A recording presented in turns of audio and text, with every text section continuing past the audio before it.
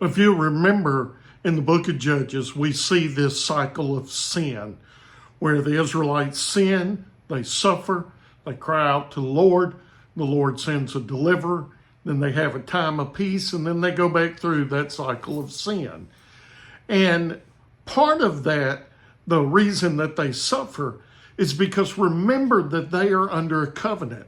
If you go all the way back to Deuteronomy, we see there that the blessings and the cursings, God told them, if you will obey the covenant, then these are the blessings you will have. If you disobey, then you're going to face curses. And the curses were far more enumerated than the blessings.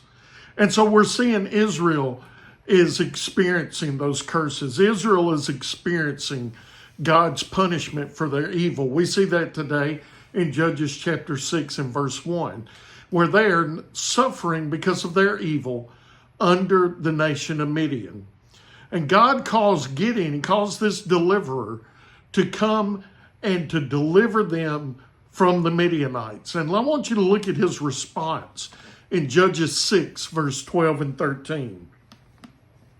Judges 6, verse 12 says, Then the angel of the Lord appeared to him and said, The Lord is with you, valiant warrior. And Gideon said to him, Please, my Lord, if the Lord is with us, why has this happened? And where are his wonders that our ancestors told us about? They said, Hasn't the Lord brought us out of Egypt?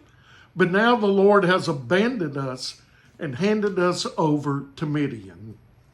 Here Gideon blamed God. The people blamed God. They felt abandoned by God. They wondered where the God was and where his power was. This same God that did all these great and mighty things in Egypt and led them. Where is that God today? And let me ask you, do you ever feel like that? When you experience time of suffering and heartache in your life, and you pray and pray and pray, and it doesn't seem like God's answering your prayer, do you wonder and say, God, I know that you can part the Red Sea. Lord, I know that you can send the 10 plagues.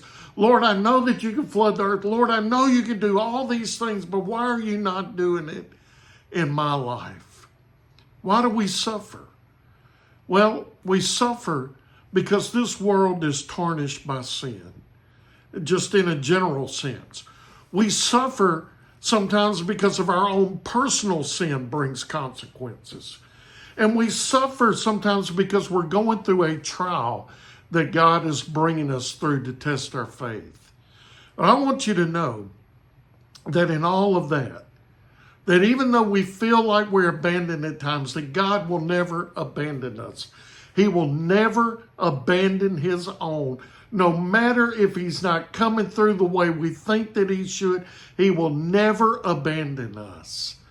I want to encourage you that in those times that feel hard, that feel abandoned, that make you question and crying out where God's power is, dig in and cling to your faith.